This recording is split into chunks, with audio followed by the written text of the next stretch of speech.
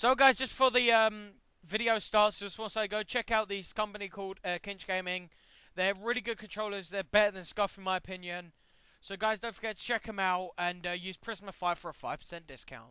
Yo guys, what is going on? It's Prismatic, and today I am just going to be showing you some of the class setups I use and some of the Scorestreak setups I use and the game modes I play during double XP, because if you didn't know, right now until Monday I'm guessing is double XP weekend to celebrate the next DLC, which is coming out on Tuesday.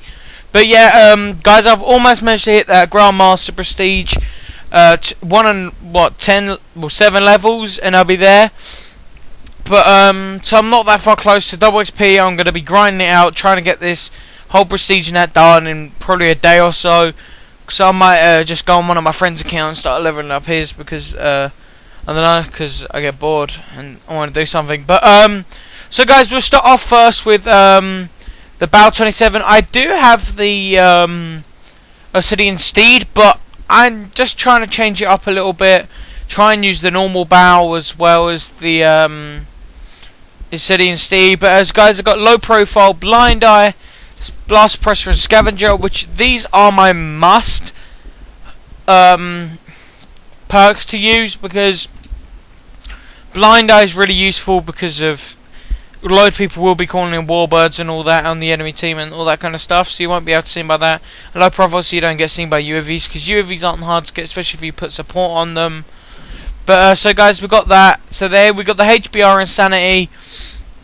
We have the stock and the quick draw. I can actually control the Insanity quite well to not have a grip on it, but if you really wanted to, you could just change it up and put a 4 grip on it. But I like having the faster reaction, like aim time, with this exact same perks and all that. And next, guys, is the KF5 Genuine, which any KF5 will really do, but I haven't got the Breakneck, which I really want, so I just put the rapid fire on, and I just, because it makes more of a power and I'm a little bit sweaty.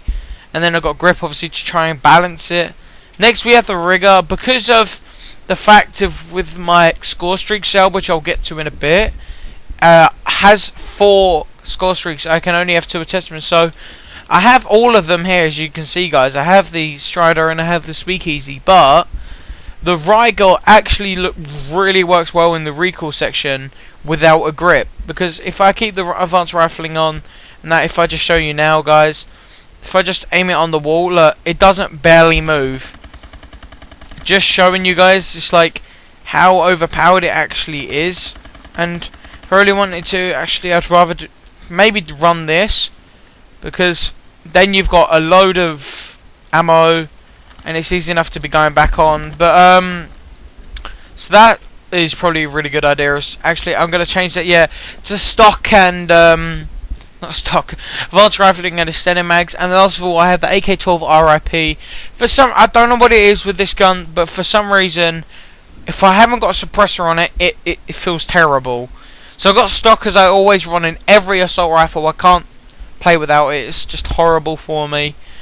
But guys, these are the mainly 5 classes that I really use. Like, these are the main guns. Like, I do use the Bow, I use the AK, I do use the ARX, the HBR and the IMR. On this, I only really use the KF5, the MP11 ASM one.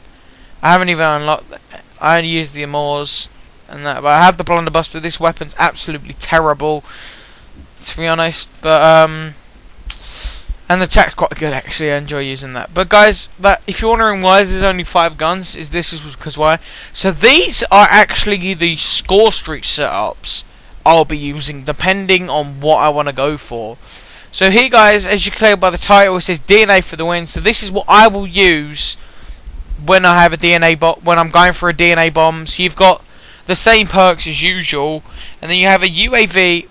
God, I didn't have not that. You want to put that on it. So what I have, guys, is the UAV and the system mac. The UAV with the threat detection, extra time, and the scrambler, and then the system mac with the disable exos and the flash. These work really well together, especially when they're so close together. So you get that system mac, you're 50 points off that UAV. So you can keep on cycling it round, which is really good. Plus, there's no extra stuff, so you can get actual kill streaks altogether. You just want to go for a gun streak. So guys, that's it for the DNA for the win. This is one that I have on my classes currently, just because I'm trying to go for the most kills in the lobby. So this is kills galore, and it has a UAV which I run with everything, no matter what. I always run a UAV, an aerial assault drone with the rockets and the AI control, which is very useful. A bombing run with additional bomber, and warbird with aggressor and rockets. You could put extra time or something like that, but that depends on how you play. And for some reason, guys, it says support. I know it's supposed to say support, but if I try again now, I don't know if it'll work, but before it said it was like a bad word.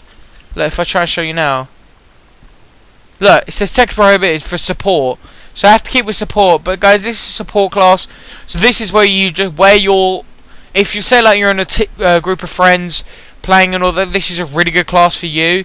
You've got the UAV with the threat detection and support and extra time. Extra time. Sorry, so it lasts longer. I didn't have it because I wasn't high enough level when they made this. But these work really well together, because if you die, you've got the support to back you up, especially when you're playing as a supportive role, of where you could just be helping teammates. And you know, if you do get on that kill streak, you have the system hack with the disable exos and the flash, which work really well together. And aerial assault drone is actually quite a good thing to use, because just continue, if you're playing the supportive role, you can just continuously hit them with it, and you can. This what I've put onto it is the cloak, the flash marking, and increased lifetime. So then you can also flash them as well as going invisible and all that. So it's quite good. So that's it for the support. This is for the averager players, like which don't go for many high. But like this is like the same thing really, but this one for some reason, yeah, this one has support on it. And all that, because then you doesn't matter really. The aerial assault drone stays the same. 850 is not a lot to get, and then a normal warbird with just the aggressor. With the higher kill streaks, I'd say with this you definitely don't want to be running. You just want to be going hands in with the kills. So you go for this UAV with all this on extra assist points and all that. You run the aerial assault drone because that is a really overpowered streak. The aerial assault drone, because it can just go around and cause havoc. And then you have a warbird with the aggressor and rockets.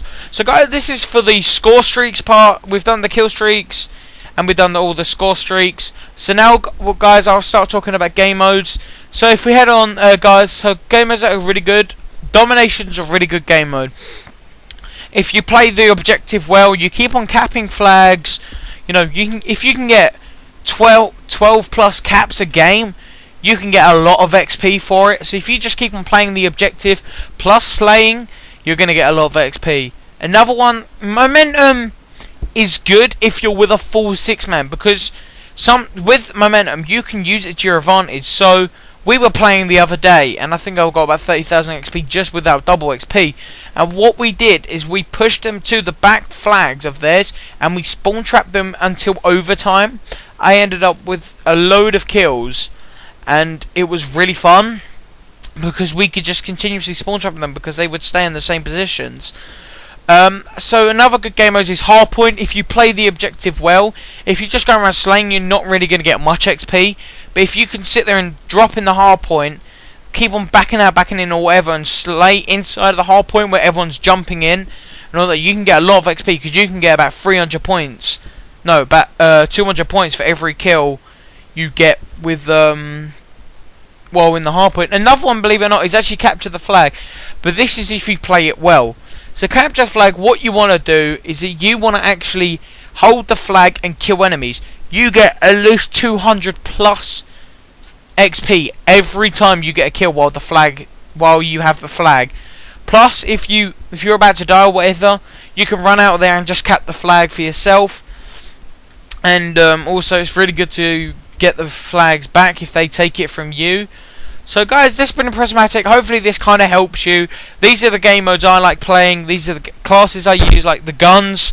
Like, you can change up your attachments or whatever ones you want, because some of you might have different things. But the score streaks really work well. I use the kill galore one quite often, because I like to try and go for 60 pluses, you know, and all that while in a game, because they're really good, because they all work really well with each other, especially in an open map. Like, I can't remember what it's called now, but some of the maps the map which switches the whole entire map, once it goes to that second half, a bombing run will wipe out the entire team easily, because there's nowhere to hide. But sorry guys for blabbing on, but just giving you my input. This is Printing Prismatic. Don't forget to like, comment, subscribe. Have a great day. Peace.